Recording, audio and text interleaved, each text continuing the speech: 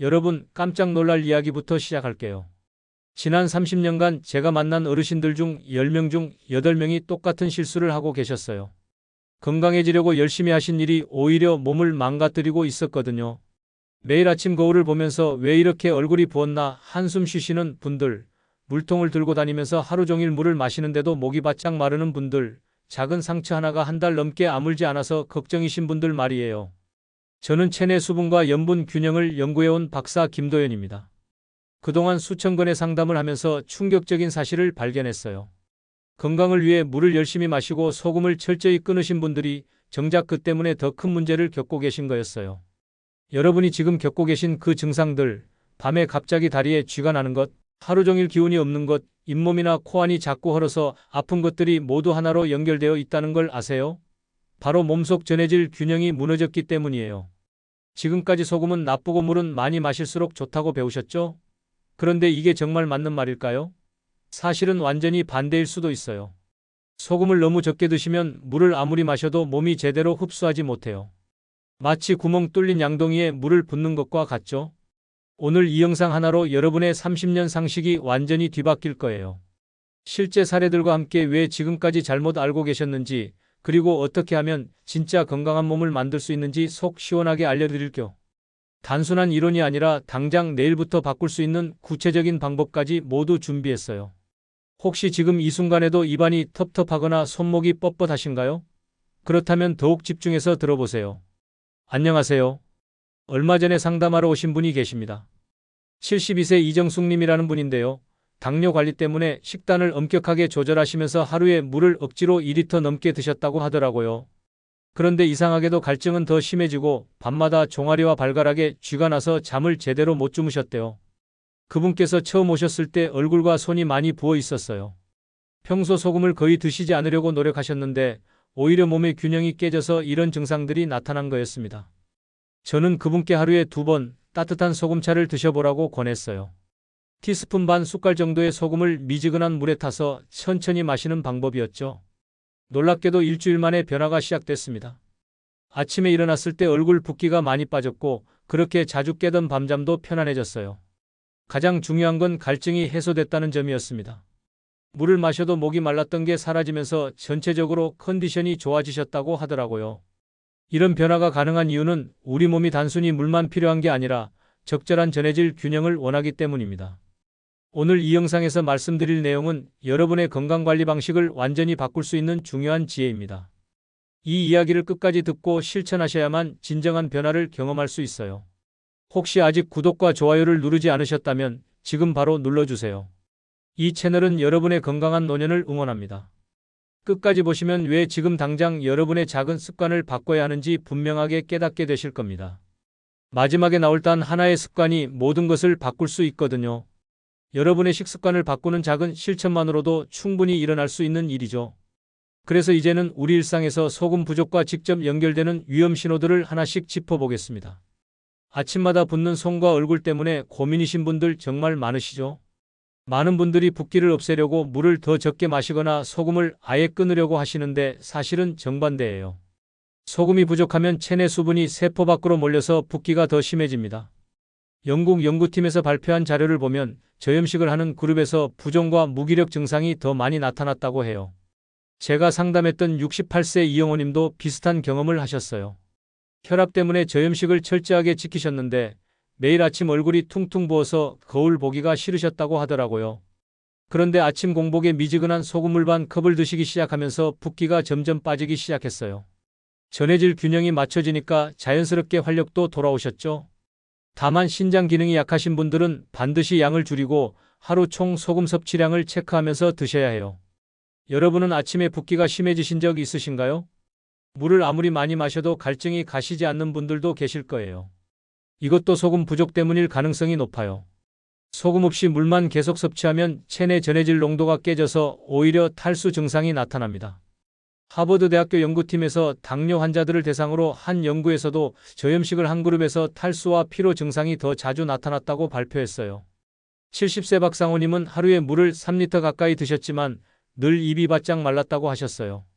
그런데 간간한 소금물을 마시기 시작한 뒤부터 그 갈증이 사라졌다고 하시더라고요. 물 500ml에 소금 티스푼 2분의 1 정도만 섞어서 드시면 돼요. 다만 너무 짜게 만들면 혈압이 올라갈 수 있으니까 꼭 농도를 지켜서 드셔야 합니다. 혹시 물을 많이 마셔도 갈증이 해소되지 않았던 적 있으신가요? 감기가 걸리면 한 달 넘게 낫지 않거나 작은 상처도 잘 아물지 않는 분들도 소금 부족을 의심해 봐야 해요. 소금은 우리가 생각하는 것보다 훨씬 강력한 살균과 항염 작용을 해요. 상처 회복과 면역력에도 직접적으로 관여하거든요. 미국과 독일이 공동으로 진행한 연구에서는 소금이 상처 부위에 모여서 세균을 막는다는 결과가 나왔어요. 74세 정혜숙님은 잇몸 염증이 6개월 넘게 낫지 않아서 고생하셨는데 소금물 가글을 꾸준히 하시면서 회복 속도가 눈에 띄게 빨라졌어요. 하루에 2번 정도 소금물로 가글하거나 코 세척을 해보세요. 다만 너무 진한 소금물은 점막을 자극할 수 있으니까 반드시 희석해서 사용하셔야 해요. 여러분은 소금 양치나 가글 해보신 적 있으신가요? 밤에 자다가 갑자기 다리에 쥐가 나서 깨는 분들도 많으시죠? 이것도 전해질 불균형 때문일 가능성이 높아요. 소금이 부족하면 근육의 신호를 전달하는 과정이 제대로 되지 않아서 갑작스러운 경련이 일어나요. 일본 연구팀에서는 운동 중에 전해질을 보충한 그룹이 근육 경련 빈도가 40%나 줄었다고 발표했어요. 65세 한명수님은 밤마다 종아리에 쥐가 나서 잠을 설쳤는데 저녁 식사에 된장국을 하나 추가하시면서 거의 사라졌다고 하시더라고요. 땀을 많이 흘린 날에는 된장국이나 미역국 같은 국물 음식으로 보충해 보세요. 혈압약을 복용하고 계신 분들은 국물의 농도를 좀 더 싱겁게 조절하셔야 해요. 혹시 밤중에 다리에 쥐 나서 깬 적 있으신가요? 이유 없이 하루 종일 피곤하고 무기력한 분들도 소금 부족을 확인해 봐야 해요. 소금은 신경신호와 생체 전기를 유지하는 데 꼭 필요한 성분이거든요.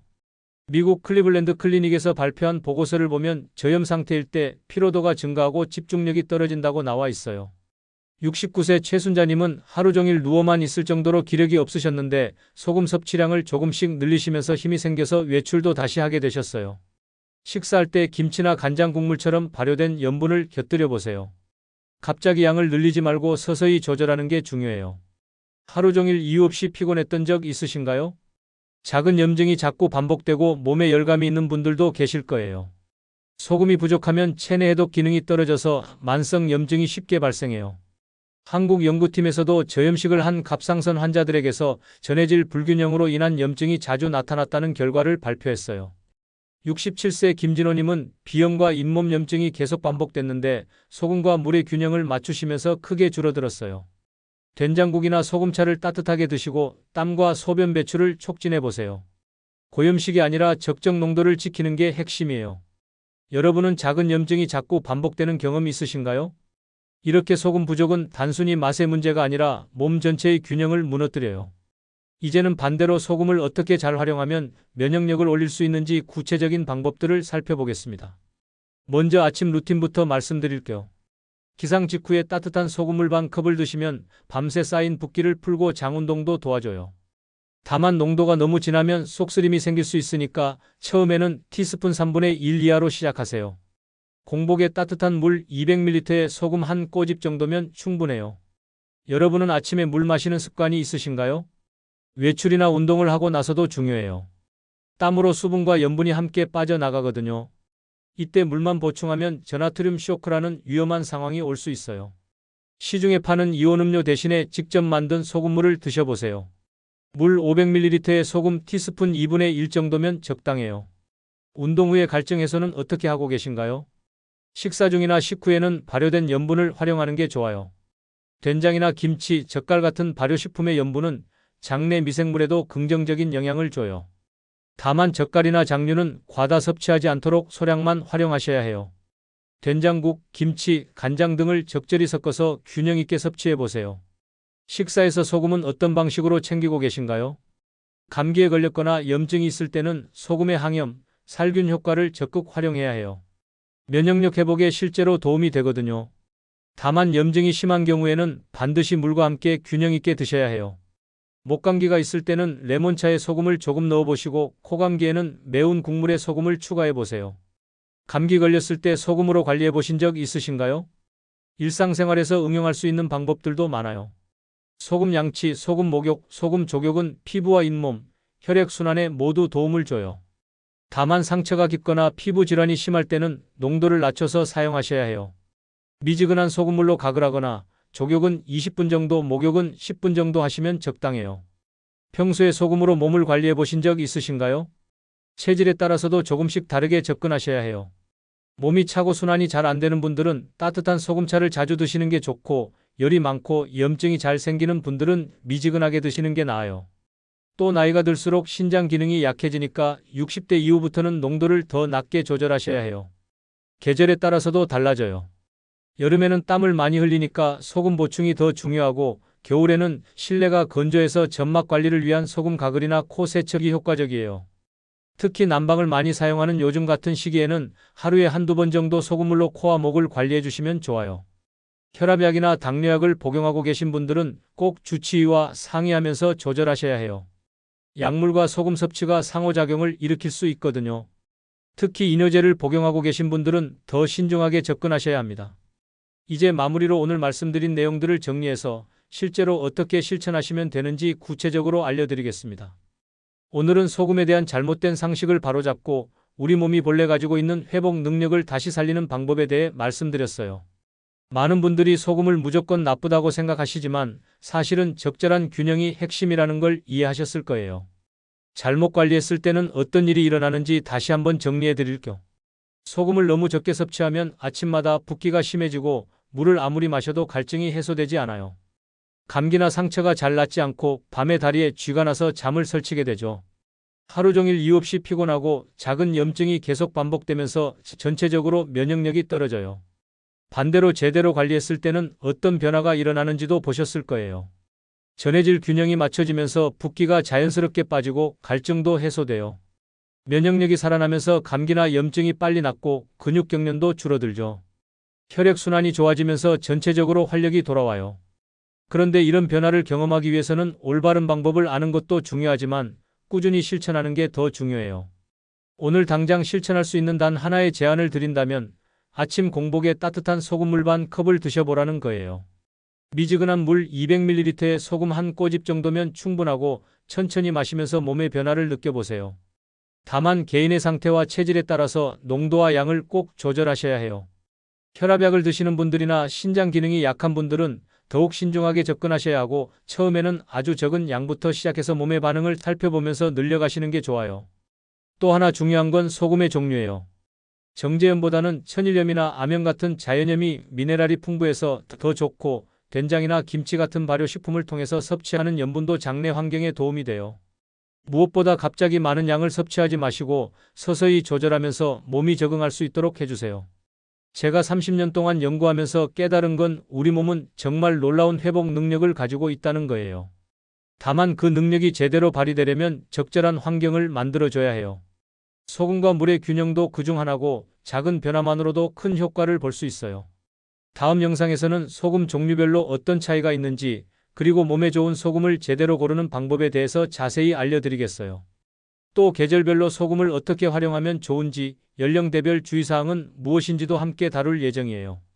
혹시 오늘 말씀드린 내용 중에서 궁금한 점이 있으시거나 실제로 소금물을 드셔보신 후 어떤 변화가 있었는지 꼭 댓글로 나눠주세요. 여러분의 경험이 다른 분들에게도 큰 도움이 될 거예요. 여러분은 평소에 소금을 어떤 방식으로 챙기고 계신가요? 작은 변화라도 댓글로 들려주시면 정말 감사하겠습니다.